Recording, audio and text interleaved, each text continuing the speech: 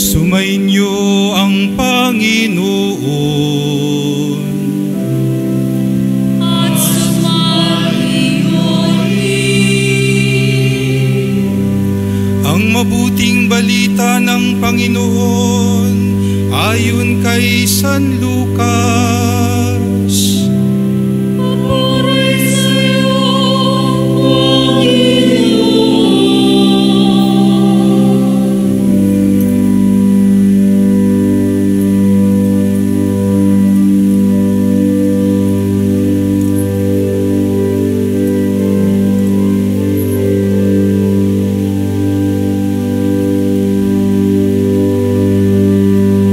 Umagang-umaga ng araw ng linggo, ang mga babae ay nagtungo sa libingan, dala ang mga babangong inihanda nila. Nang dumating sila, naratnan nilang naigulong ng batong nakatakip sa pintuan ng libingan. Ngunit nang pumasok sila, wala ang bangkay ng Panginoong Jesus.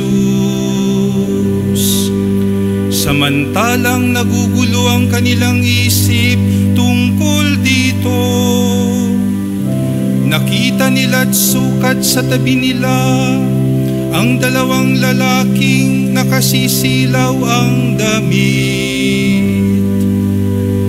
Dahil sa matinding takot, sila'y lumuhod, sayad ang mukha sa lupa. Tinanong sila ng mga lalaki, bakit ninyo hinahanap ang buhay sa gitna ng mga patay? Wala na siya rito, siya'y muling nabuhay. Alalahanin ninyo ang sinabi niya sa inyo noong nasa Galilea pa siya. Ang anak ng tao ay kailangang maipagkanulo sa mga makasalanan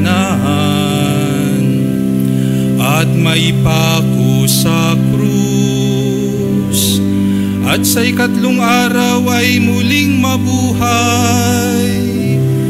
At naalala ng mga babae ang mga sinabi niya. Pagbabalik mula sa libingan, isinalaysay nila ang lahat ng ito sa 11 at sa iba pang kasama nila. Ang mga babaeng ito'y sina Maria Magdalena, Juana, at Mariang ina ni Santiago. Sila at ang iba pang mga babaeng kasama nila ang nagsalita nito sa mga apostol. Ngunit inakala ng mga apostol na kahibangan lamang ang kanilang sinabi, kaya't hindi nila pinaniwalaan ang mga babae. Gayun may tumindig si Pedro at patakbong nagpunta sa libingan. Yumukod siya at pagtingin sa loob ay wala siyang nakita, kundi ang mga kayong lino. Kaya't umuwi siyang nagtataka sa nangyari.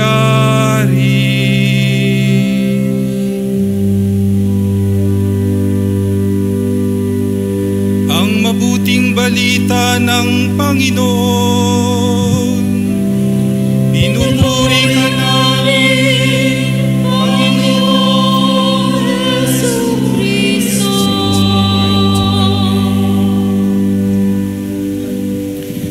magsiupo po. Ang Panginoon ay muling nabuhay. Alleluia, alleluia.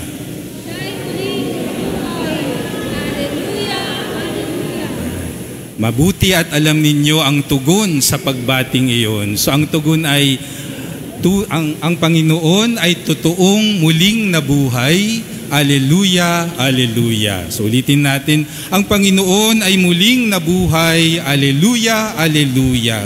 Siya ay totoong muling nabuhay. Alleluia, alleluia.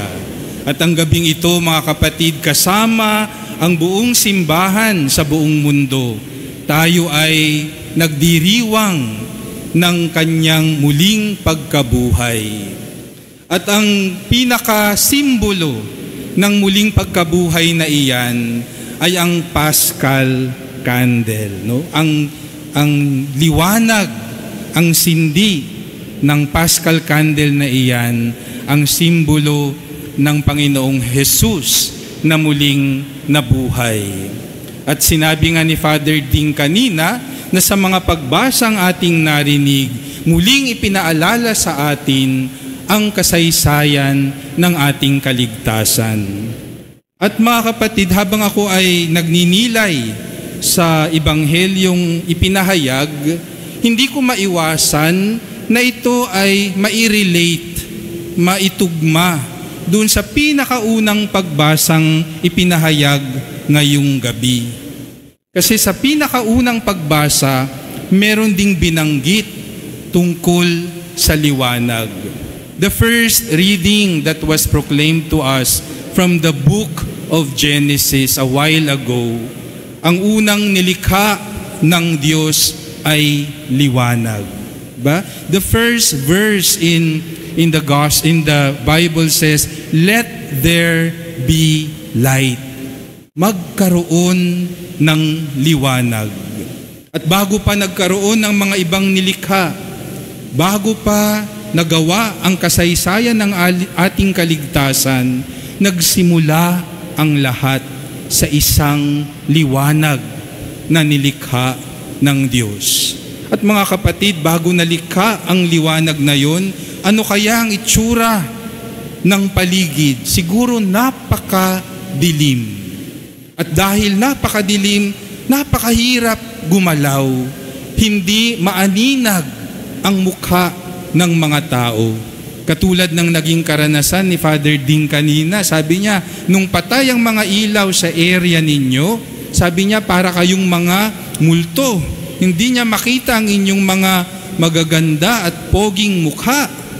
Kaya pinailaw niya. Gayon din noon, napakadilim. That is why the Lord said, "Let there be light." At bakit ko ito naiuugnay sa Ebanghelyo?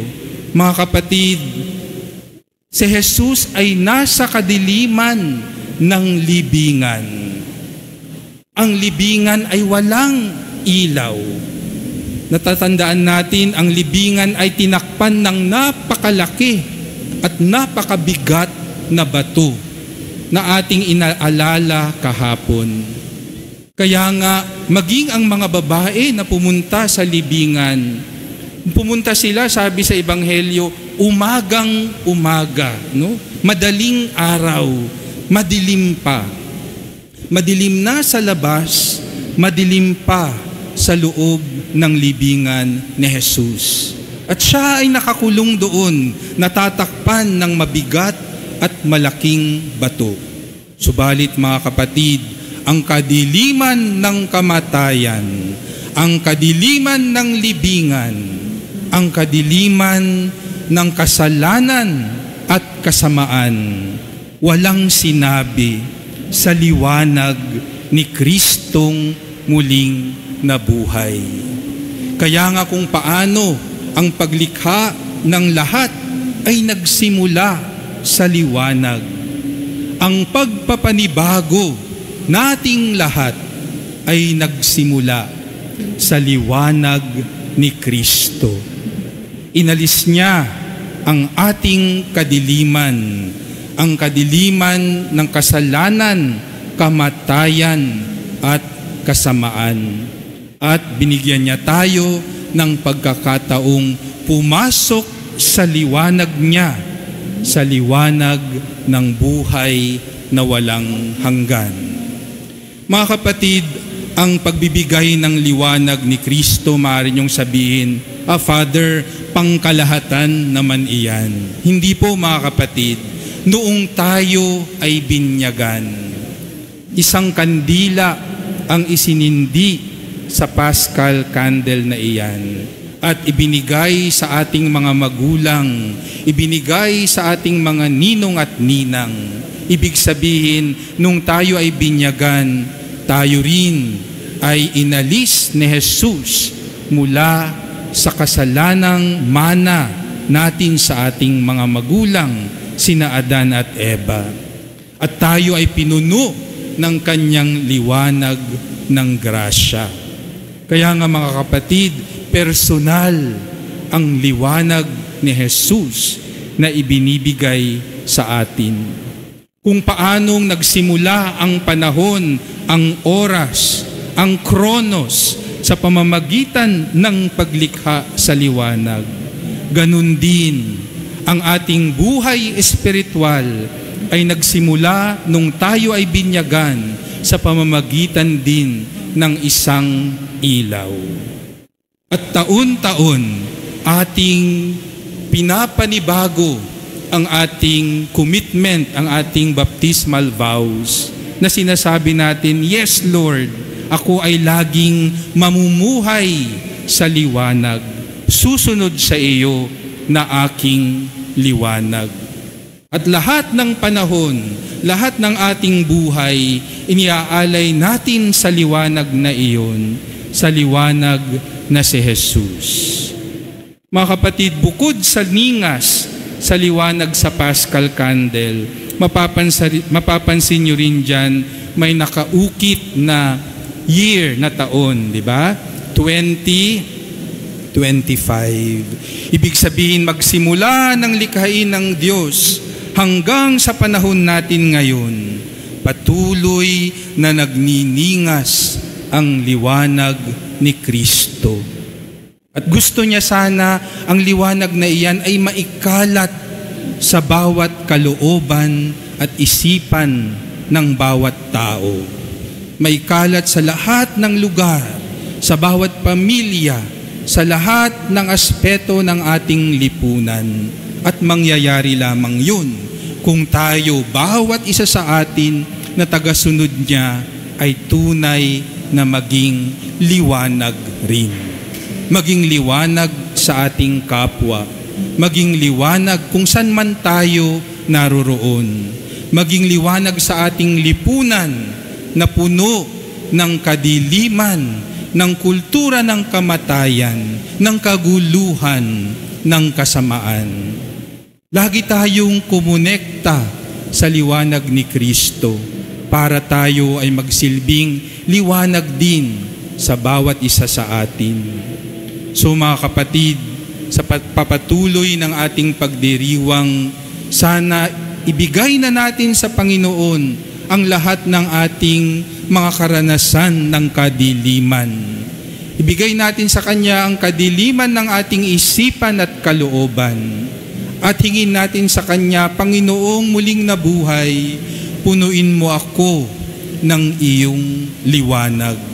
At sana manatili akong maliwanag araw-araw para ako ay maging liwanag ng aking kapwa. Magpasalamat tayo sa Diyos at Siya ay muling nabuhay upang tayo rin ay may pagkakataong muling mabuhay sa takdang panahon. Mga kapatid, ang Panginoon ay muling nabuhay. Alleluia, Alleluia. Siya'y totoong muling nabuhay. Alleluia, Alleluia. Happy Easter sa inyong lahat.